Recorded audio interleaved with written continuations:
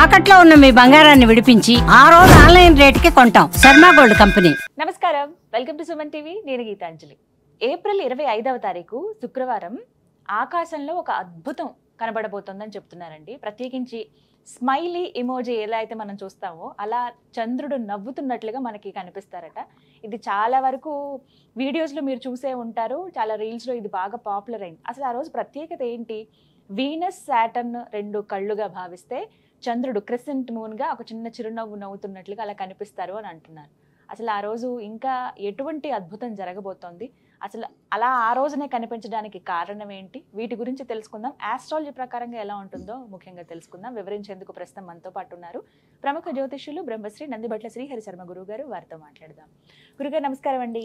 వాగర్థ విభ సంపృక్తౌ వాగర్థ ప్రతిపత్తయే జగతః పితరౌ వందే పార్వతీ పరమేశ్వరౌ ఆదిత్యాయ చ సోమాయ మంగళాయ బుధాయ చ గురు శుక్ర శనిభ్యశ్చ రాహవే కేతవే నమః.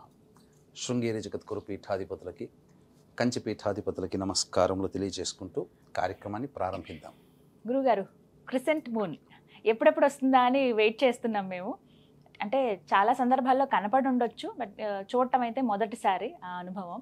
అయితే ఏప్రిల్ 25వ తారీఖు అంటున్నారు, శుక్రవారం. ప్రత్యేకించి ఆ రోజుని ఆ విధంగా కనపడడానికి కారణాలు ఏమైనా ఉన్నాయా? అసలు ఏమిటి? ఆస్ట్రాలజీ ప్రకారంగా మాట్లాడుకుందాం. స్మైలీ ఇమోజీ అని అంటారు.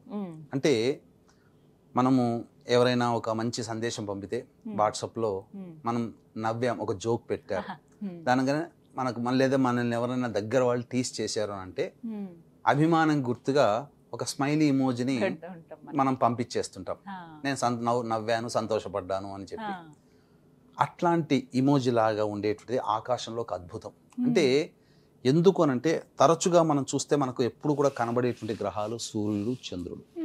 ఉన్న నవగ్రహాల్లో రాహుకేతులు ఎలాగో కనబడరు, ఛాయాగ్రహాలు కాబట్టి. కొన్ని గ్రహాలు ఏంటంటే భూమికి సమీపంగా, అంటే మన కంటికి కనబడేంత గోళంలో, మన భూమి కన్నా పెద్ద విగ్రహాలు కానీ కంటికి కనబడతాయి. కంటికే ఇంత చుక్కలాగా ఉందంటే అది ఎన్ని కోట్ల కిలోమీటర్ల దూరంలో ఉందో ఒకసారి ఆలోచన చేయవచ్చు. అయితే తరచుగా కొన్ని రే చుక్క, పగడి చుక్క అని అంటుంటారు కదా, అంటే శుక్రుడు నెలపొద్దు కనబడేటప్పుడు ఇలా అనమాట. సో ఇక్కడ ఏంటనంటే ఆకాశంలో ఒక అద్భుతంగా చోటు చేసుకోబోతుంది. మొన్నటికి మొన్న మీరు అన్నట్టుగా అద్భుతం చోటు చేసుకుంది. ఆకాశంలో కొన్ని గ్రహాలు వరుసగా కనబడ్డాయి. ఆ గ్రహాలన్నీ కనబడ్డప్పుడు మనకు ఆ గ్రహాలను చూసి మనం కోరిక ఏదైతే అనుకుంటామో నెరవేరుతుందని ఈ మధ్య బాగా వైరల్ అయింది. అలాంటిదే ఇప్పుడు 25వ తారీఖు రోజున ఒక అద్భుతం చోటు చేసుకోబోతుంది. ఏంటనంటే చంద్రుడు స్మైలీగా ఫేస్గా ఉన్నట్టుగా, అంటే నెలవంక, అంటే ఈశ్వరుడి సిగలో, అమ్మవారి కిరీటంలో ఈశ్వరుడి సిగలో చంద్రుడు ఏ విధమైనటువంటి ఆకృతి ఉంటుందో అటువంటి ఆకృతి 25వ తారీఖు రోజున మనకు కనబడబోతుంది. అయితే ఈ గ్రహాలన్నీ కూడా సూర్యుడు, చంద్రుడు ఇవన్నీ కూడా మన చంద్రుడు, సూర్యుడు తప్ప మిగతా గ్రహాలన్నీ కూడా ఉదయించే సందర్భంలోనూ లేకపోతే సూర్యాస్తమయం అయిన తర్వాత కొన్ని సందర్భంలోనూ ఆకాశంలో మిరుమిట్లు గొలుపుతూ ప్రకాశిస్తూ కనబడుతుంటాయి. ఇప్పుడు కనబడేటువంటివి ఏంటనంటే శనిగ్రహము మరియు శుక్రగ్రహము. ఈ రెండు కూడా ఒకే వరుసలో ఉండి మధ్యలో నవ్వుతూ ఉండేటువంటి చంద్రుడి నెలవంక కనబడుతుంది. దీనివల్ల ఏంటంటే ఒక రకంగా మనం కళ్ళు మూసి ఊహించుకుంటే స్మైలీ ఫేస్ అని కనబడుతుంది. అంటే రెండు కళ్ళ మధ్యన నవ్వుతూ ఉన్నటువంటి పెదాలు ఇలా ఉన్నాయనుకోండి, ఎలా ఉంటుంది అంటే. కాబట్టి ఇటువంటి అద్భుతమైనటువంటి దృశ్యం అనేటువంటిది ఏదైతే ఉంటుందో అటువంటి దృశ్యాన్ని గాంచి ఆ రోజు శుక్రవారం అయింది. పూర్వాభాద్ర నక్షత్రం కూడా ఉందమ్మా. పూర్వాభాద్ర నక్షత్రం ఉన్నటువంటిది ఏంటంటే గురుగ్రహం యొక్క అనుగ్రహం కలిగే నక్షత్రం అది.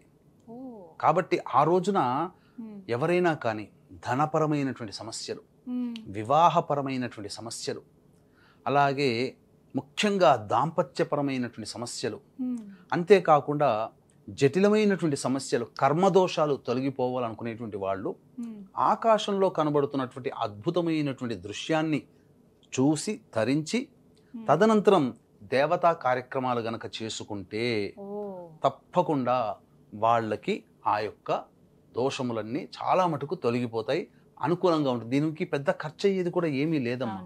కాబట్టి ఏంటి, పెద్ద ఖర్చు అంటే ఉదయం 4 నుంచి 5 గంటల మధ్య కాలంలో మనం చూసినట్లయితే, ఎందుకంటే మీన లగ్నం ఉంటుంది అప్పుడు. ఉదయం అవుతుందండి. ఇప్పుడు శుక్రవారం తెల్లవారుజామున 4 నుంచి 4 నుంచి 5 గంటలు, 24 రాత్రి, తెల్లవారితే 25 అనంగా సూర్యోదయం కంటే ముందు 4 నుంచి 5 గంటల మధ్య కాలంలో మీన లగ్నం ఉంటుంది.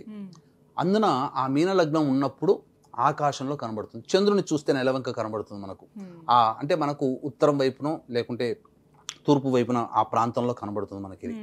కాబట్టి ఒకసారి చూసి నమస్కారం చేసుకుంటే, అంటే మనం జీవితంలో ఎవరైతే మనం కష్టాలు పడుతున్నామో ఆ కష్టాలకి ముగింపుగా ఆనందకరమైనటువంటి దృశ్యాన్ని చూసినప్పుడు భవిష్యత్తులో నాకు ఆనందం కలగాలి, నేను చేసే పనుల్లో నాకు విజయం కలగాలి అని మనస్సును ఒకసారి సంకల్పం చేసుకొని చక్కగా అవకాశం ఉంటే కొంతసేపు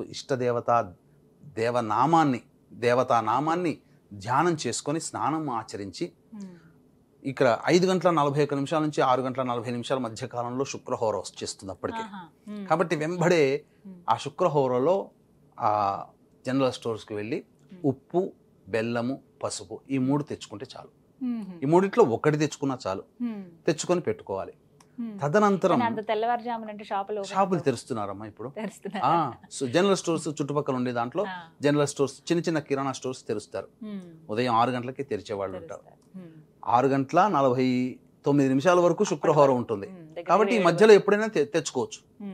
తెచ్చుకున్న తర్వాత ఆ రోజున 8 గంటల 50 నిమిషాల వరకు కూడా ద్వాదశి తిథి ఉంది కాబట్టి, పూర్వభాద్ర నక్షత్రం కూడా ఉంటుంది కాబట్టి, అప్పుడు అమ్మవారికి చెరుకు రసంతో ఈశ్వరుడికి అభిషేకం కనుక చేసుకుంటే తప్పకుండా చాలా మటుకు వివాహ సమస్యలు, ధనపరమైనటువంటి సమస్యలు మరియు ఈ సంబంధించినటువంటి దాంపత్య సమస్యలు తొలగిపోతాయి. ఒక చక్కటి మంత్రాన్ని కూడా తెలియచేస్తానమ్మా. అది పఠించినటువంటి వాళ్ళకి అన్ని రకాలుగా ఈ చెప్పబడినటువంటి వివాహము, దాంపత్యము, ధనపరము, అలాగే జటిలమైన సమస్యలు తొలగిపోతాయి.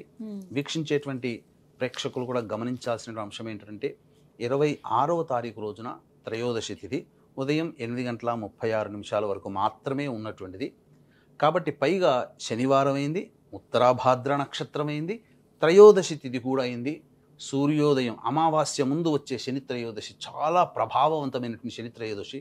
కావున ఇప్పుడు శని కూడా మీనరాశిలోకి మారి ఉన్నాడు కాబట్టి మేష, మిథున, కర్కాటక, సింహ, కన్య, వృశ్చిక, ధనుస్సు, కుంభ, మీన రాశుల్లో జన్మించినటువంటి వారికి శనిదోష పరిహారార్థమై శనీశ్వర హోమము, అఘోర పాశుపత మంత్ర హోమము, వివాహము, దాంపత్యము, అనారోగ్య సమస్యల నివారణకి వివిధ రకాల హోమాది కార్యక్రమాలు చేయించడం జరుగుతుంది.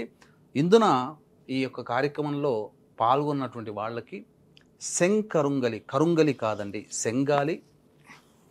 సెంగాలి కరుంగలి మాలలు కలిపినటువంటిది, మాల రాగిలో చుట్టబడినటువంటి స్వచ్ఛమైనటువంటి నాణ్యమైనటువంటి మాల మీకు అందించడం జరుగుతుంది. అవకాశం ఉన్నవాళ్ళు 25 రాత్రి 9 గంటల లోపల ఈ కార్యక్రమంలో మీ గోత్రనామాదులు నమోదు చేసుకోవచ్చు. ఇక ఏమా శ్లోకము అని అంటేనమ్మా, ఈ యొక్క శ్లోకాన్ని 108 సార్లు కానీ 1008 సార్లు కానీ ఖచ్చితంగా ఆ రోజు పఠించాలి. ఎప్పుడండి సమయం ఉదయం 8 నుంచి 9 లోపల, 8 నుంచి 9 లోపల వృషభ లగ్నం ఉంటుంది ఆ సమయంలో. కాబట్టి ఆ సమయంలో చేయాలి. ఓం మహాదేవి యైచ విద్మహే విష్ణు పత్ని యైచ ధీమహి తన్నో లక్ష్మీ ప్రచోదయాత్. ఓం మహాదేవ్యైచ విద్మహే విష్ణు పత్ని యైచ ధీమహి తన్నో లక్ష్మీ ప్రచోదయాత్. దీన్నే మనం కలిపి చదివితే ఓం మహాదేవ్యైచ విద్మహే విష్ణు పత్న్యైచ ధీమహి తన్నో లక్ష్మీ ప్రచోదయాత్. ఇలా చేసుకోవచ్చు. 108 సార్లు కానీ 1008 సార్లు కానీ చేస్తే చాలా విశేషమైన ఫలితము. తప్పకుండా వాళ్ళకి ఆయురారోగ్యాలు, వాళ్ళకి వివాహము, దాంపత్యము, లక్ష్మీ ప్రాప్తి, ఇలా ఏ రకమైనటువంటి సమస్యలు ఆ సమస్యలన్నీ చాలా మటుకు తొలగిపోతాయి. శుక్రవారం రావడమే ఇంకా విశేషం. ఆ రోజున శుక్రవారము మీన లగ్నము, శుక్రుడు ఉచ్చ స్థితిలో ఉండేటువంటి రాశి, శుక్రుడు కూడా ఉచ్చ స్థితిలో మీన రాశిలోనే ఉన్నాడు. అటువంటి శుక్రగ్రహాన్ని చూసి దాని పక్కనే ఆనందంగా ఉన్నటువంటి స్మైలీ ఇమోజీ అయినటువంటి చంద్రుని చూసి, కర్మదోషాలకి కారకుడైనటువంటి శనిని చూసి నమస్కారం చేసుకొని, కనులారా మనస్సులో ఆ రూపాన్ని దర్శించుకొని, ఇష్టదేవత ధ్యానం చేసి, జనరల్ స్టోర్లో చెప్పినటువంటి గళ్ళ ఉప్పు, పసుపు, బెల్లము శక్తి మేర కొనుక్కొచ్చుకొని వచ్చి ఇంట్లో అమ్మవారికి చక్కగా పూజ చేసుకొని ఈ మంత్రాన్ని 1000 సార్లు క్లుప్తంగా చెప్తున్నాను చేసుకుంటే ఇంత పెద్ద ఖర్చు ఏదేమీ కాదు. అవకాశం ఉంటే శని త్రయోదశి మళ్ళీ మళ్ళీ రాదు. ఈ సంవత్సరం 4 ఉన్నాయి శని త్రయోదశులు. కాబట్టి మన పీఠం ఆధ్వర్యంలో 26వ తారీఖు రోజున జరుగుతున్నటువంటి కార్యక్రమంలో ఎవరైనా కానీ ఈ చెప్పబడినటువంటి మేష, మిథున, కర్కాటక, సింహ, కన్య, వృశ్చిక, ధనుస్సు, కుంభ, మీన రాశిలో జన్మించినటువంటి వారికి శని దోష పరిహార్థమే ఈ యొక్క సంబంధించినటువంటి కార్యక్రమాలు చేయించడం జరుగుతుంది. శంకరుంగలిమాల అనేటువంటిది రాగిలో చుట్టబడి ఇవ్వడం జరుగుతుంది. చక్కగా వివరించారు గురుగారు, ధన్యవాదాలండి. సర్వం శ్రీ ఉమామహేశ్వర పరబ్రహ్మార్పణమస్తు.